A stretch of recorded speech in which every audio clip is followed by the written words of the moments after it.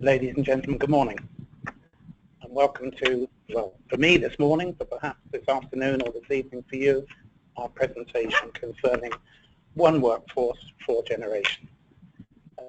So the origin to this topic, if my screen will just start to work, it's all waking up now, is that we've been asked about millennials, we've been asked about an aging workforce, and we've stepped back about that and thought, let's just look at the entire workforce, because we are quite literally all aging, so it's much easier to approach it from a more holistic process, I think.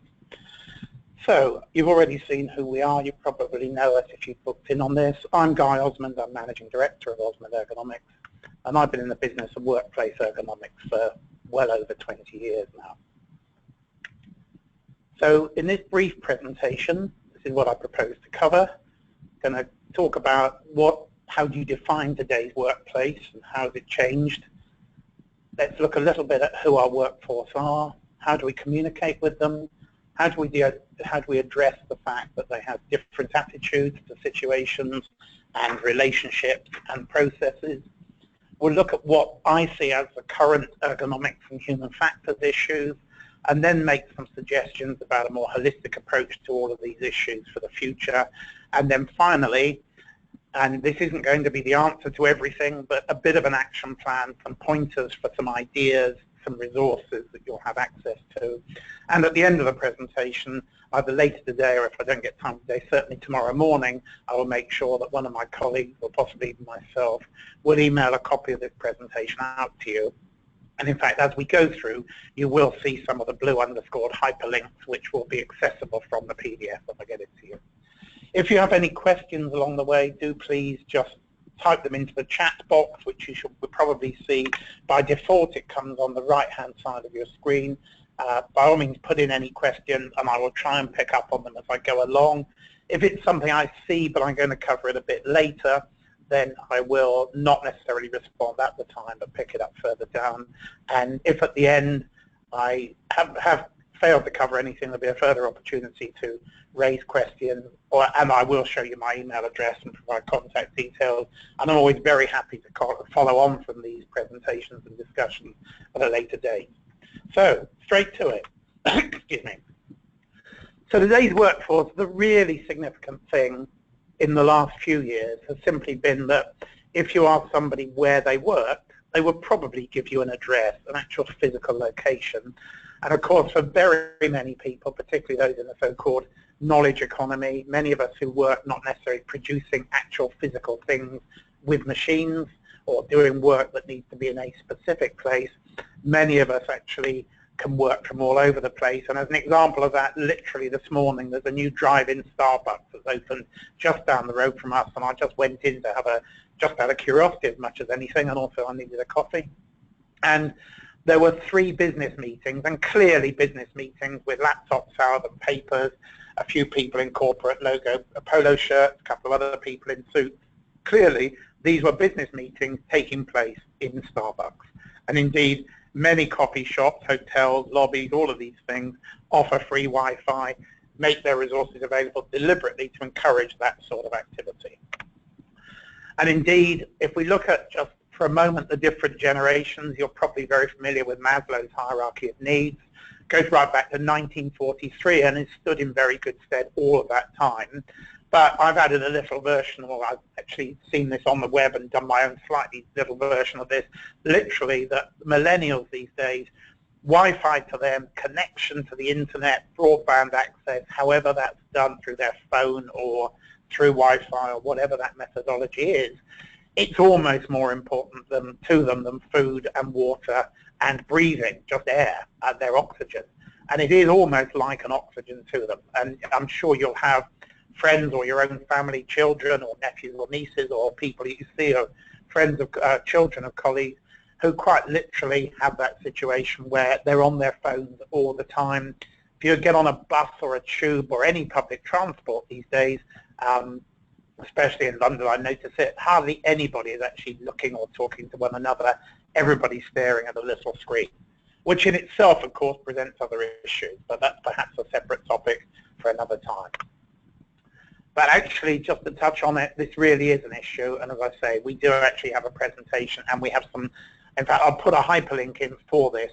We actually have some posture guidance, which we're happy to distribute as a PDF for smartphone and tablet use, because that really is a physical ergonomics issue. But of course, it is the main means by which many people do much of their communication these days. Obviously, many organizations are going to what they call it agile working, smart working, flexible working is quite often regarded as a variable of that. All sorts of different terminology, but really about the fact that people don't have a physical location they can claim to be their own anymore, whether it's hot desking, hoteling, people using touchdown areas, hubs, and all those different things. So people quite often don't have a home base, and as I say, really just wherever they can connect to the internet is where they work. What's also come about with that is the agile working move, particularly I suppose since 2008 when the UK economy really was hit very hard, in fact worldwide, the global impact on recession. What happened with many organizations, part of the agile working impetus came through the need to reduce costs. Obviously property and estate costs can be amongst the highest overheads of any organization. But in reducing the number of spaces for people, the number of physical locations that people can use, actually the space available per individual, certainly at a desk, has been reduced. Many organizations are introducing breakout zones, touchdown zones, all sorts of different types of meeting area, but the actual physical desk space people have is reducing. There's some logic in that, in as much as if you have a laptop, if you have a monitor arm to hold your screen up, with flat screens these days, with actually a flat screen on an arm, you can get underneath the screen, so you can use the desk underneath it. You don't lose a lot of space because of the base for the monitor. Because it's flat, it takes up much more than the old CRT ones used to. And as a result of that, we're finding many organizations now are starting to look at 700 mil deep desks rather than 800 mil. 800 mil has been pretty much the standard for very many years, since it went back to the old imperial measurement times of about 30 inches. That's now become, 700 is becoming quite common. Desk space width is also being reduced. Again, the project we're working on at the moment is actually 1400 wide by 700 deep.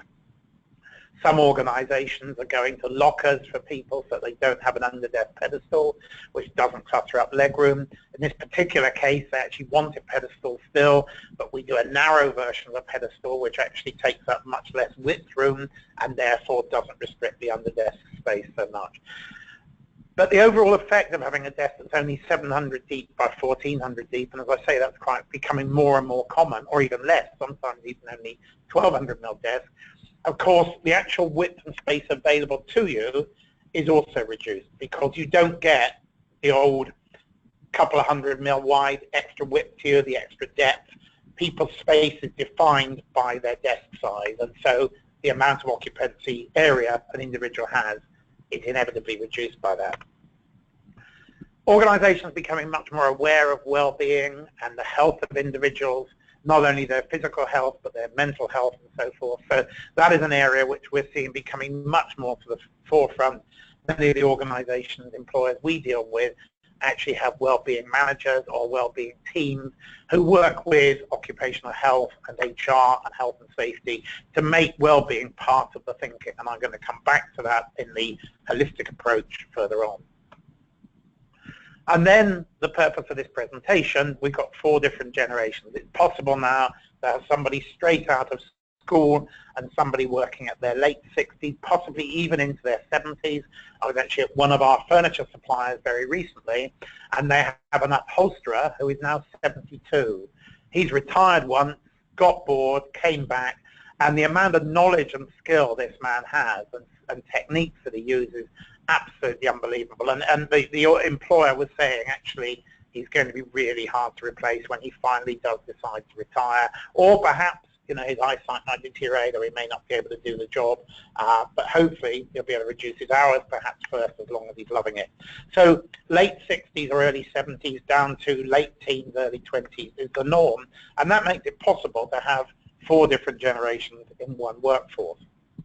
So what might those generations look like? And we have terminology for these people. You're probably familiar with these. The terminology pretty much started, there are others, but the baby boomers was the big thing as a demographic group, was defined by research around that time, that baby boomers were perceived as those born between 45 and 1960. Generation X was the next generation. Generation Y, most commonly known as the millennials, and about which much has been said and written, and I'll touch on some of that today. And then finally, Generation Z, those just starting to come into the workforce, so including children who are pre-workforce age. But even that, it's interesting because they are all using tablets, probably not smartphones, but certainly tablets, almost as they leave the womb, as a friend of mine put it the other day. That's bringing its own issues in terms of musculoskeletal problems and so forth. So those are the four different categories I would use as 4 generations. And we have, how might we, and I've just put pictures that sort of represent those sort of ages, but what's different in terms of the way they're used to communicating, or have been used to communicating, and that is that obviously your baby boomers were pre the PC, as it was called in those days, the IBM PC, or PC compatible was the talk when I was around, when those things were starting to appear in the 80s. Obviously, Generation X is very much used to using, rather than pens, which the baby boomers had started with, were used to using computers, but again, they were desktop computers. Laptops hadn't started to appear in the early days of Generation X coming into the workplace, but clearly very much more so now, more laptops being issued to personnel in the workforce than desktop computers. Generation Y, which I'm reasonably knowledgeable about millennials because my own son fits into this category, and I use a Facebook logo for that sort of group because I remember when he was at university, he was one of the early adopters of Facebook, and at that time you had to have a .ac.uk email address in the UK, i.e. you had to be at university or working in a university to have a university email address in order to get onto Facebook because it's the original origin. And then Generation Z, you might call the Snapchat generation. Everything is ephemeral, it comes and goes, you send a message, it's irrelevant 24 hours later, so it can be erased. So a whole different perception of methods of communication and the meaningfulness of communication. And certainly both millennials and Generation Z, I find it's quite common that you can be talking to them about a conversation and they'll refer to a conversation with friends or family or the parents or whatever it happens to be. And in my terminology, a conversation is still something that involves 2 people or more than 2 people together collectively, possibly on a phone, but much more commonly together in a room, actually speaking to one another with words out loud, whereas actually for Generation Y and Z, a conversation can be a WhatsApp conversation, it can be a SMS text conversation, can of course be Snapchat. So for them, there is no perceived difference between something that involves text on a screen and something that involves words out loud. So again, that's a very different perception of the methods of communication.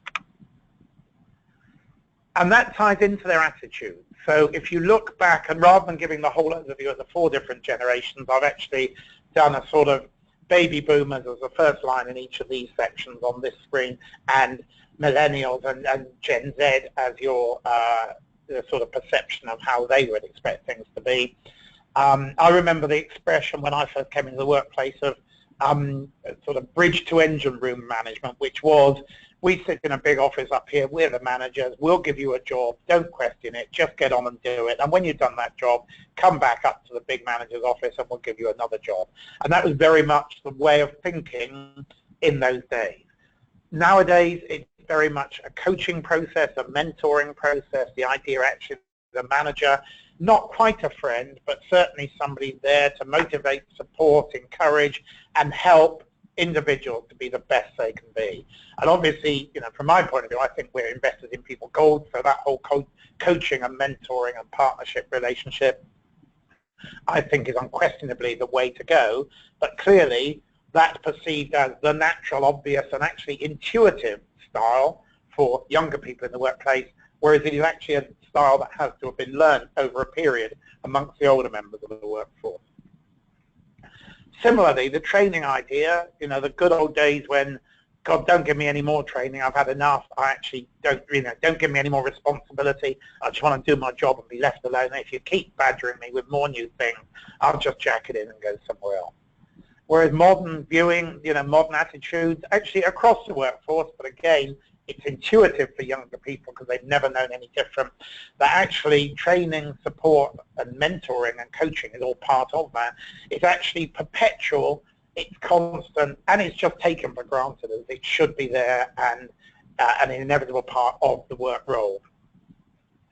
And the methods of communicating, again, good old days, if you were actually in a workforce, particularly in the old days of manufacturing processes, that if nobody told you anything was wrong, then you assumed everything was okay and just got on with it. That was the no news is good news philosophy. Whereas these days, the idea of a weekly or daily reporting, or even to on-demand, that people would expect constantly be kept informed about what's going on, not just within their role, but their role within the business, what's happening within the organization, what targets it's setting itself, what its objectives are, what its purpose is, what we call within the business, we call it our DNA, which is what defines the whole nature of Osmond Ergonomics as a business, as an employer, as a supplier, as a customer, the relationships we have with everybody.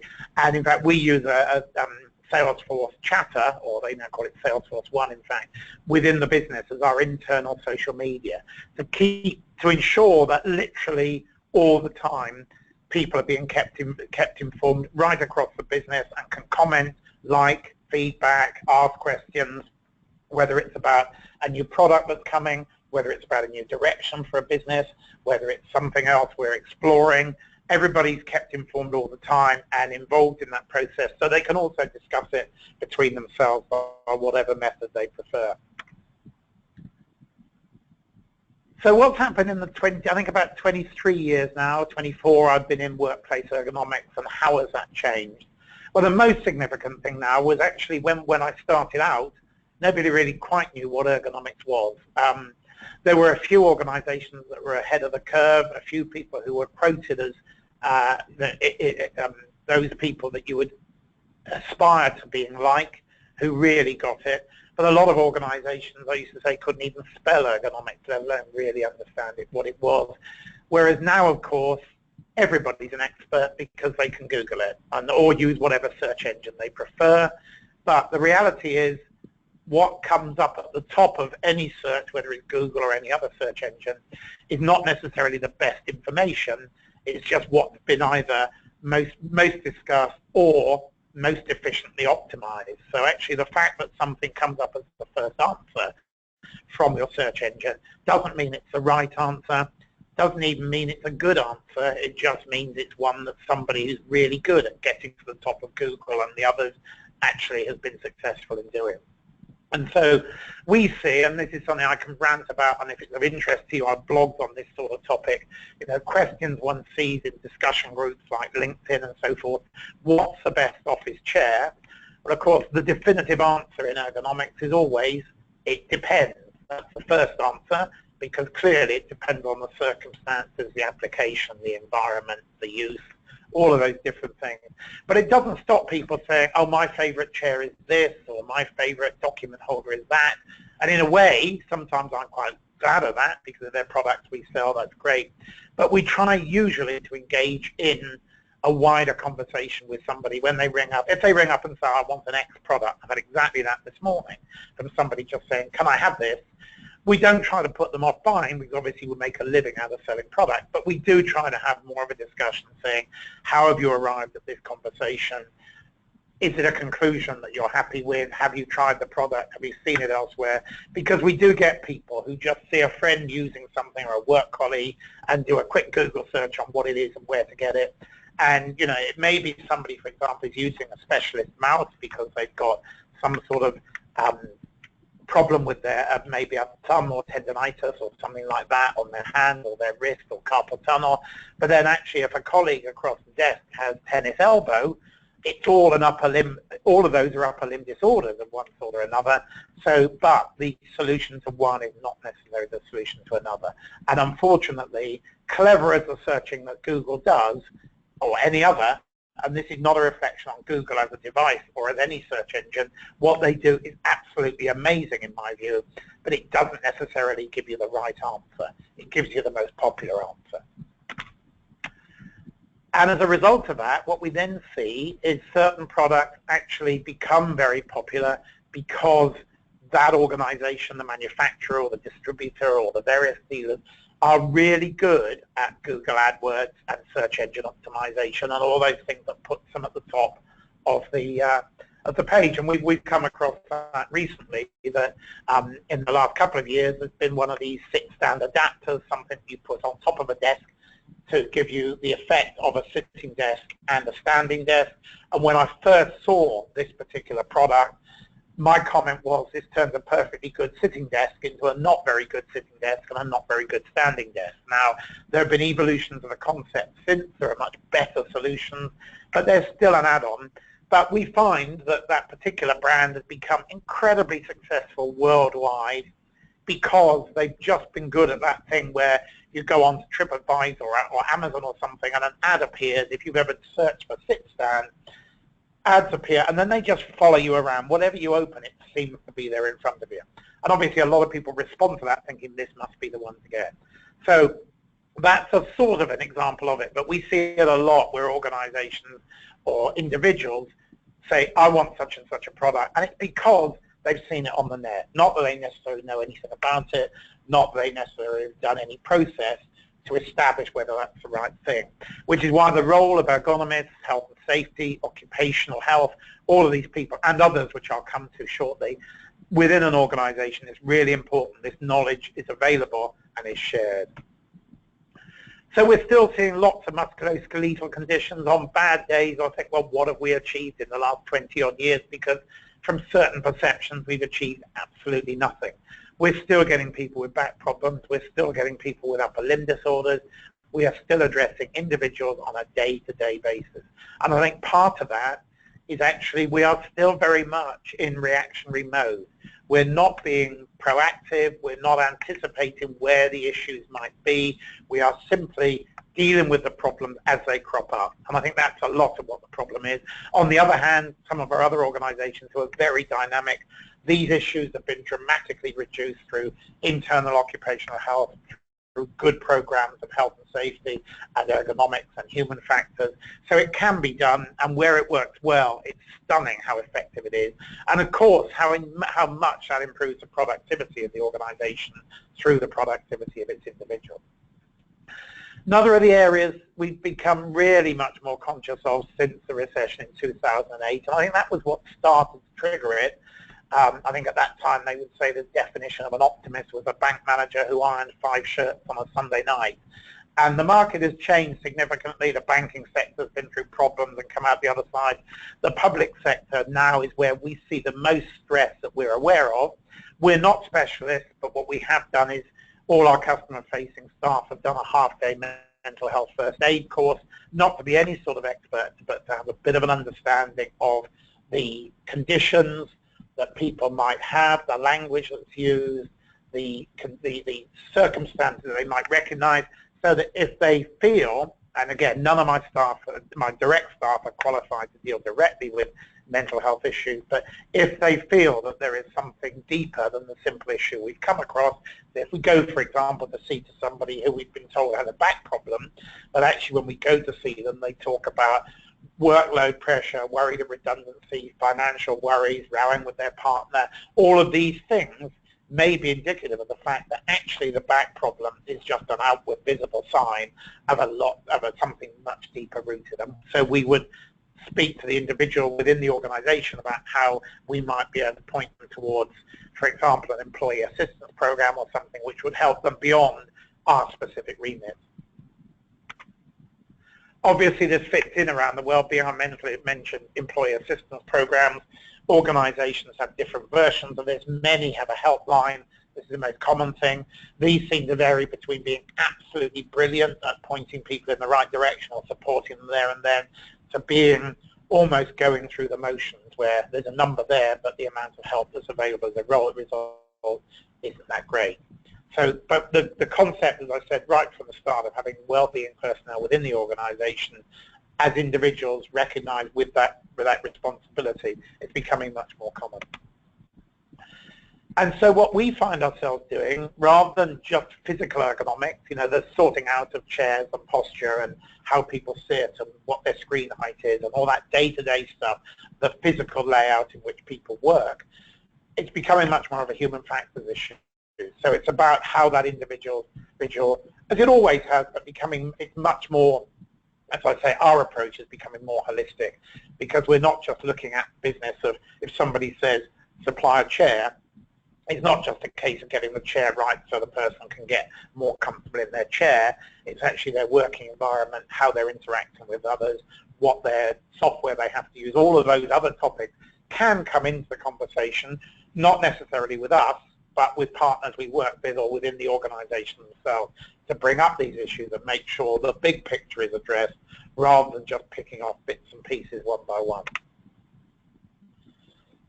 And so how do we approach that for the future? What might our ideas be? And so this is where I'm going to hopefully give you some ideas that will be as applicable to your aging workforce as your baby boomers, as well as your aging workforce, who are your Generation Z who've just come into the business. Excuse me.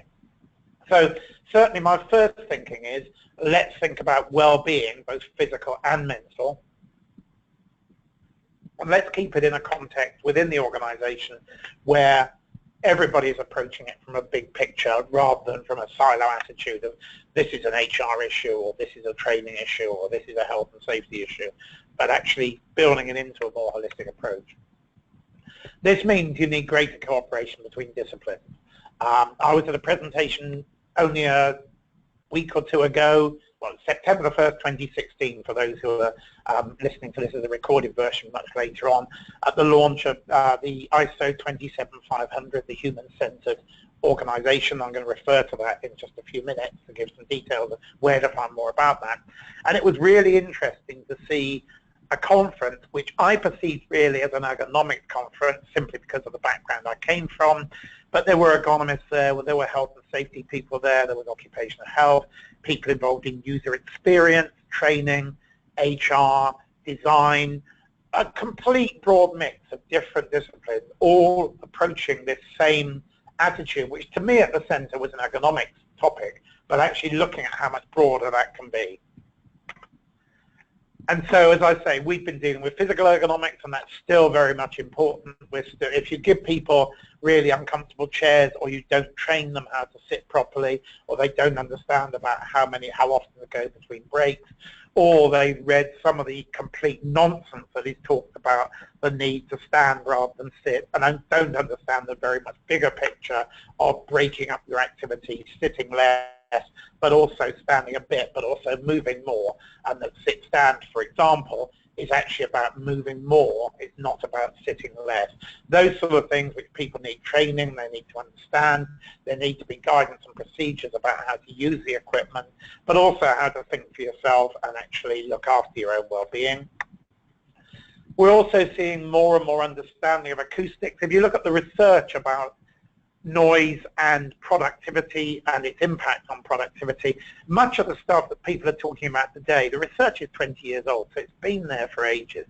But I think partly perhaps it's simply that the technology is now available, there's much better products, much easier to handle products, the science is much better understood, and there are a lot of really very capable and experienced and knowledgeable organizations who can provide acoustics advice and technology and engineering.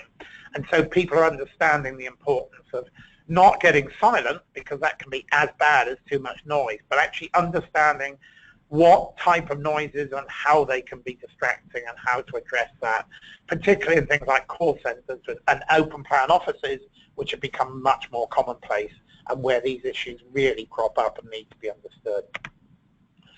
One of the things, part of that we're also finding, is looking at an understanding, and I never know if it's circadian or circadian lighting, but the different color temperatures of light, how people are affected through the day, how some people are affected more by others. So acoustics to me is sound ergonomics. circadian, or looking at the lighting, you need to be looking at lighting ergonomics. So more organizations are looking at desk and task lamps and things. Not an area we've been that involved in the past, but an area we're getting involved now. So understanding how not just the sound, but the light and the type of light affect individuals. And finally, in this sort of look at all the things that are seen to be encompassing ergonomics these days, is the concept of biophilia, the idea of actually the fact that humans are like to be at one with nature, and so the greater the sense of being in a natural environment within the office or the workplace, whatever that is. So not just about having bright light, well, I say bright light, not too much light, having the right light, because obviously if you've got really bright light and you're working on screen, that can present other problems. That may also affect temperature as well if there's a lot of hot sunlight on the windows or however. So the idea of having the correct light, the idea of having a sense of the outdoors, the idea of having the sense of nature and plants and so forth. You will see it's very fashionable at the moment, and I suppose it'll probably continue because of the biophilia concept. You see a lot of green appearing in offices now, on the walls, on upholstery, not just plants and plant life, but actually things that represent or relate to plants. Obviously green is a natural color of much plant life. But I was listening to a presentation from an American friend of mine recently who was saying it's actually the sense of nature rather than actually nature. So in the States, there are organizations that he was saying that have actually successfully, and I don't know what the process is, I didn't have a chance to catch up with him on it, but they impregnate a tree with a resin that makes it look and feel as if it's still alive, but actually it's no longer alive. So it doesn't need maintenance, it doesn't deteriorate, it doesn't need watering, it doesn't need spraying, but the psychological sense of that is exactly the same for individuals in that environment as it would be if it was real and alive. So here we go. In one screen, here's an action plan. So as I say, this is not going to give you all the answers to everything, but it's a few ideas to help you point in the right direction. And as I say, in just a moment, I'll make some references already, some resources to what you might do and how you might use those. So the first thing is it's got to be proactive. I've said about the need, I've used the word holistic many times already. You need to actually think about what's going on in your workplace, how they're responding, how they're behaving, what their behaviors are, and how to interact with them. And it's a paradigm shift. I mentioned earlier about we are still reactive. We still are very largely within the workplace with most organizations. We're in a sense of let's fix them when they break. And a lot of organizations who are really caring organizations, actually they still are largely in a situation where, despite all their best efforts, when things go wrong, the individual, and I use the word break, obviously they may have a mental health issue, they may have stress problems, they may have a musculoskeletal problem, but the reality is something happens which effectively means they are no longer fully functional, so they're broken. And then the organization, and many of them, as I say, very dynamic, will find ways to get them put back together like Humpty Dumpty as quick as possible. Not a good example because they didn't get Humpty Dumpty back together, did they? So, but the point I'm making, sorry, is actually once somebody breaks, that we can put them back together, get them healthy, and also get them better trained to understand how to cope in the future. But the ideal thing is to not let that happen in the first place. So focus more on the well-being of individuals from all of those senses I've talked about already to make sure that they don't actually break and they're well supported. And at the first signs of them struggling in whatever way, there's some methodology to actually get them back to full performance as quickly as possible. So I mentioned about the fact that it's less about physical ergonomics now on its own, it's more about the encompassing concept of human factors and physical ergonomics. So the way people react, not just with physical things, but react with the interfaces of their software, react with each other, react with the organization, react with the other stakeholders in the business. So that's becoming much more of a way of looking at things. So to convey that across all of your different ages, you're going to need to have lots of different ways of communicating. If you are just dealing with baby boomers, the answer would probably be, quite simply, to put up a load of posters in the canteen or inside reception or on the notice boards around the building, and everybody would look at that, and that would be great. The more 21st century way of doing this, and we see this very widely within large organizations particularly, is where they have something like, say, a 36 or even a 42-inch screen, scattered, or even bigger, scattered around in key canteen areas, reception areas, entrances, staff entrances, lobbies, and so forth, which are showing a constantly changing set of information, which is not only constantly changing at the time, but is updated regularly. Obviously, that's much more effective than posters, because the fact that it's changing and rotating, it will catch people's eye more. We all know you put a poster up, people might notice the first time it's up, but they might notice 6 months after it's gone up for the first time, but then it's sort of blocked out by their mind. It's there, they've forgotten about it, they've seen it, it's no longer relevant or new or topical. Obviously, within an organization, you've got a lot of scope to be doing things if you have an intranet, many different methodologies that you can use in that, communicating, possibly lots of little short videos, the use on websites, both actually outward-facing but also internally. Really short videos can say, say picture paints 1,000 words, but actually a 30-second video, I've no idea how many words that paints, because we use it ourselves as a marketing tool, but also within the business. Really quick, easy way to show people how to do something, or what's changed, or what they should be thinking about, and so forth. Webinars, you're doing one right now, so I don't need to talk about that.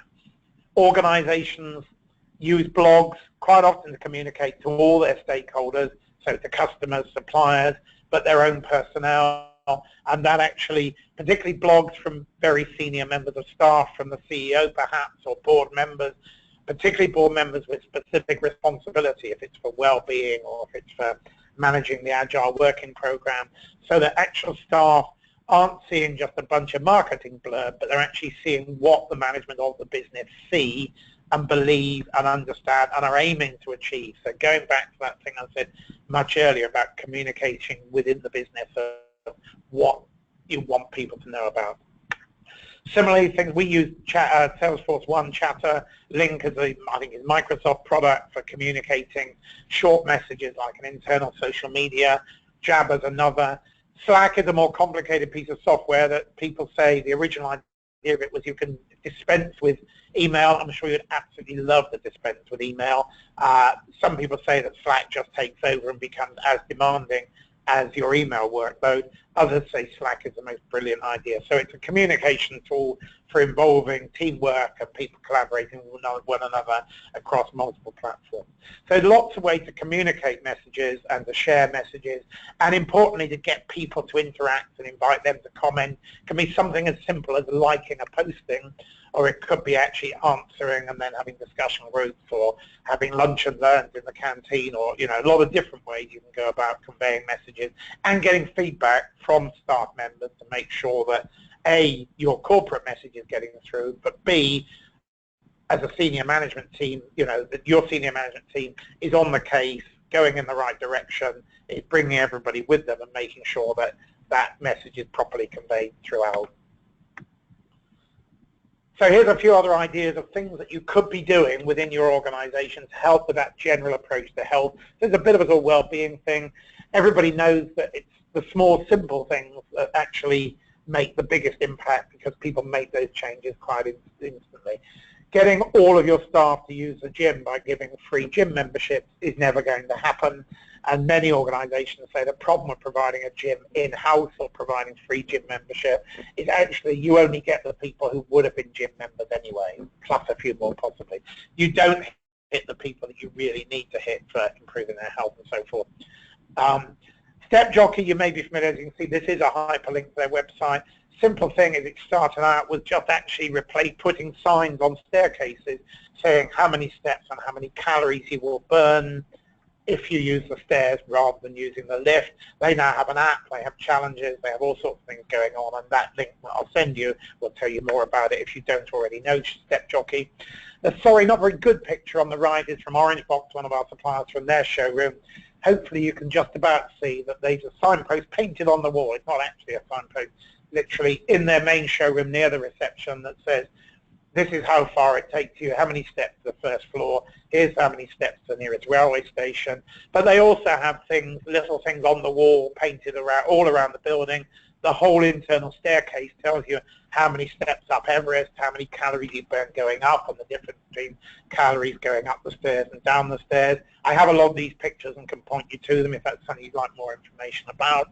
But they also have little fun things like on the lift, and I saw this literally 3 days after it opened, and it says out of order, and I thought, well, that's weird because it's actually engraved on the wall next to the lift.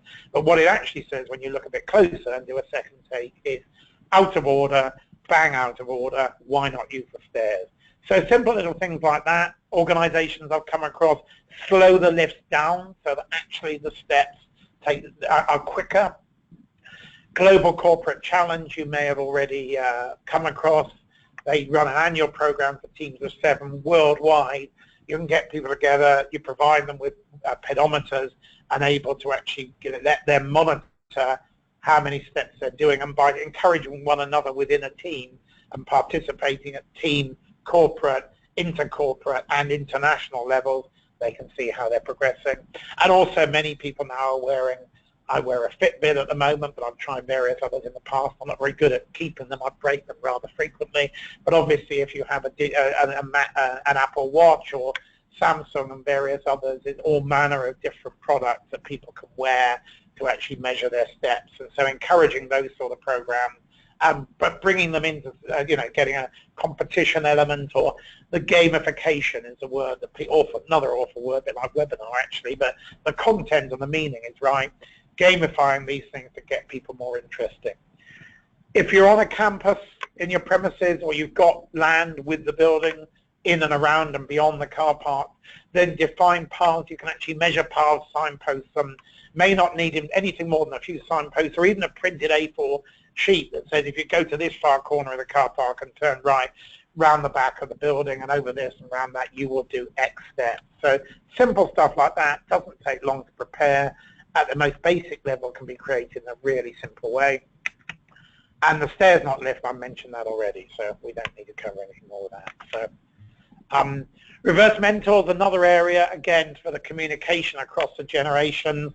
This idea, which you may be familiar with, is the idea instead of mentors, and I've mentioned mentors and coaches earlier, but instead of the mentors being the senior managers, reverse it. So get some of your younger people to talk to your more senior people to explain how they see things. So get your millennials and your Gen Zs to talk to your baby boomers.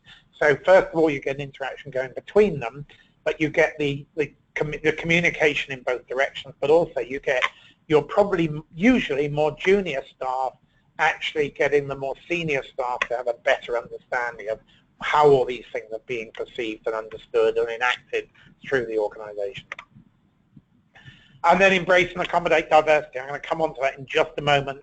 But you've obviously, in most large organizations of many sizes these days, different social groups, different races, nationalities, different sizes of people, different levels of capability, both intellectually and physically, capabilities, disabilities. As I'm doing this presentation, we've just started, literally very exciting last night, the Paralympics have just started in Rio, and despite all sorts of concerns before, it looks as though it's going to be a pretty amazing event again. And so since Paralympics, I think 2012 in London, a few years ago, really seemed to raise the whole profile and show just what people with disabilities are capable of. So embrace that diversity at different levels of ability, and actually looking, if you talk to any design ergonomist, anybody involved in user experience, any product designers, they will say, actually, if you design your products, or indeed your systems, your processes, whatever you do within your business, to actually encompass as much diversity as possible. The old idea of mobile phones are too complicated for older people because they don't understand all the bits and pieces you need. If you design a product that actually encompasses your diversity, what you end up with is a better product. And that applies to your processes, your systems. Quite often you can simplify them in that process, and you achieve a great deal that way. So I promised you, and I've literally a couple of minutes left, I think now, a couple of resources that I would point you to. Business in the Community is an organization that promotes its Work Well model. as you see, the explanation in the top left is not for my benefit. This is actually when you get the PDF. If you click on this Ronald in the middle, there's a whole bunch more stuff that explains more about the rationality. Organizations can enroll within BITC to get guidance and support and actually work with other organizations. So coaching and mentoring, not just between individuals, but between businesses to see how these things work. And there are a lot of organizations, quite often they're local ones. There's working well programs and all sorts, some set up by local NHS trusts. We're invested in People Gold, and obviously invested in people encompasses a lot of this communication, training, motivation, development of individuals, a lot of those sort of things. So you can see what this says. I'm not going to read it out loud. It's got a load more information and background which you can look at and get, not appropriate to this, to me to talk in detail about now, but for you to have access to afterwards. And then to me, this is a really significant thing. I mentioned right at the beginning, early on, about the new ISO 27500. It was launched on the 1st of September 2016, so in terms of the presentation I'm doing today, very recently, by the British Standards Institute, or BSI. I think they used to be called British Standards Institution. I think they're just BSI now, who are the body behind making sure this is maintained and produced and published and so forth. But it looks at what a human-centered organization looks like. And a human-centered organization pretty much puts ergonomics and human factors right at the center of its thinking. It draws in all those other disciplines.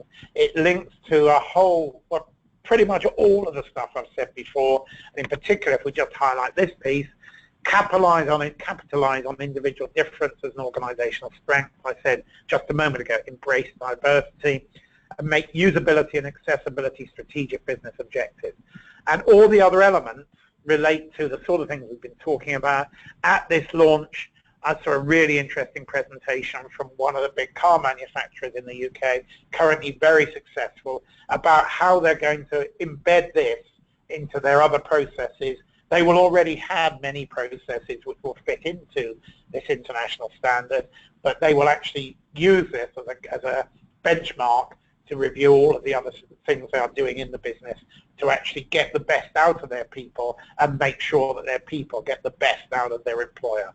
So as you see, there's a link at the bottom which gives you a greater overview. If you want the whole thing, you will have to buy it from BSI. That's a requirement of standard. But this will give you a link to a sort of the key points of what it's all about and what it stands for. So I'm done. Obviously, in about 50 minutes, I can only give you a little bit of a taster of, well, hopefully I've given you lots of ideas. Hopefully I've given you a few answers. But if you have any questions right now, do just chat them to me here and now. If not, as I say, I will get this over to you within the next 24 hours. And in fact, I have recorded this session, so it will be available offline if you think it's relevant to any of your colleagues.